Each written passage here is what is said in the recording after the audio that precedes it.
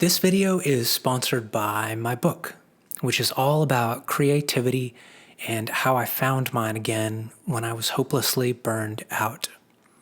If you like this video, you will love my book. It says it all, as well as I know how to. It's called How to Write This Book, and it's my story of doing a creative act when I had no fuel in me to create. Click the link in my bio to purchase How to Write This Book, the tale of me renewing my creativity.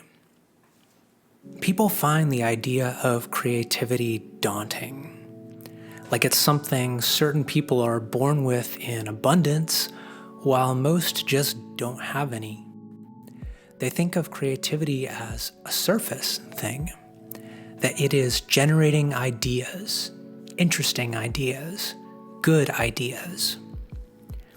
They think of creativity like it's an inborn talent for a certain skill, like someone with a knack for painting or words. But not many people actually consider where creativity comes from. In my experience, it comes from a place that is available to absolutely everyone. It's democratic, not for the talented or the geniuses or people with sharp, fertile minds. It's a birthright, even for people who say, I can't even draw a straight line. In my experience, my own creativity has come from a place I don't think many people have considered, at least not here in the Western world. Where does creativity come from? The wild, true answer is that creativity comes from nothing. Absolutely nothing. Our creativity is hampered when we are overburdened with somethings. For many of us, the lifelong barrier to our creativity is simply doubt, or the fear of judgment, or self-conscious embarrassment. We don't need more of something to be creative. More lessons, more practice, more brainstorming.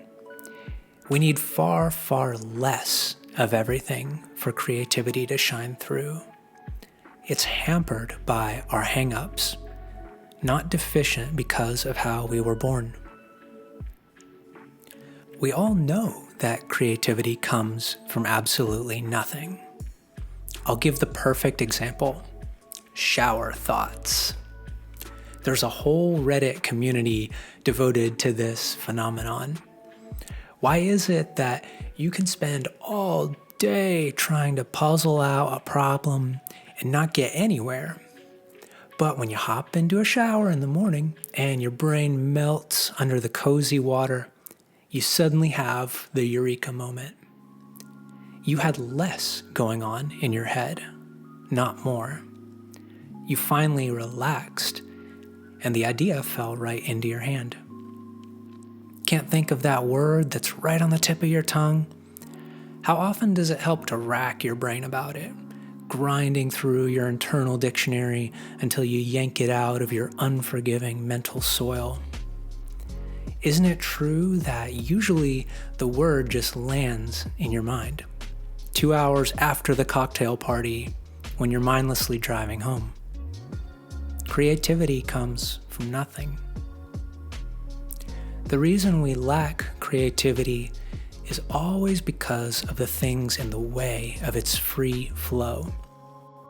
You have a river inside you that naturally rushes and courses in abundance, unless the beavers have come along and blocked it up with a dam. Our mental beavers don't chuck trees into our creative river, though. They chuck hang-ups. Hoses are going to spray water everywhere. It's what they do. And you are a creative hose. Unless, like kinky hoses, you have kinks that are blocking the flow. So if you think you are lacking in something, some talent, some cleverness, some knack for the abstract, some shortage of IQ points. You're not. Relax is the thing you lack. We carry all kinds of physical and mental tensions along with us. They've been with us so long, we actually identify with them. We build up complex personalities around our own worries, which of course reinforces the tight garter of what we can't do even more.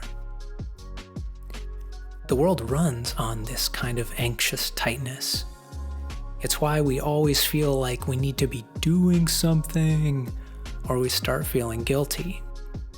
We've cultivated an internal culture where every moment of our life needs to be an action, an intentional step towards some progress. Even rest must have a reason, same as work. Our rest time is burdened down with self-growth, improving ourselves, recharging ourselves to be back into a working machine. Is it any wonder that creativity is hard to come by when our own brains never shut up and listen to the stillness where all creativity comes from? One of the things I've noticed from reading about Zen masters is many of them became wildly creative from their practice. One of the outcomes of them just sitting and being still regularly is they painted, they calligraphied, they got good at shooting bows and arrows at stuff. So if you want creativity, relax. That's the soil where it sprouts. If you can't do nothing, if you're not a meditator and you get overburdened by boredom, then try this word on for size instead. Play. Play is unself-conscious. That's why it's so fertile and spacious and energetic. Everyone can play if they just let down their guard. I developed something of a practice for myself, which finally carried me out of 10 years of burnout. I took an hour and a half each morning in a place where I felt I could relax, and I just f***ed around. I played for a while. Drop all goals, drop all usefulness, drop all aspirations. What do I do during an hour and a half when I can really do what I like? When not a single should stands in the way. If you do this, your alarm bells will start ringing. They'll call you all kinds of bad words, like lazy, like aimless, like undisciplined. For just that hour and a half, wear that word lazy like a badge of honor. Claim it as your most holy mantra and play. Maybe that time will produce no art, no product. Maybe for the first 6 months, you'll burn up that time like a cigarette. But this play changes you from the inside.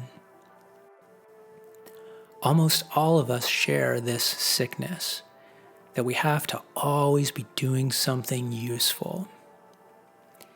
It is in a period of sacred uselessness that you can rediscover your creative spark, open up your own creative potential, and find space for all the wonderful possibilities that are inside you. Thank you for watching. For much more on this subject, click the link in my bio to purchase my book on creativity, How to Write This Book. Peace.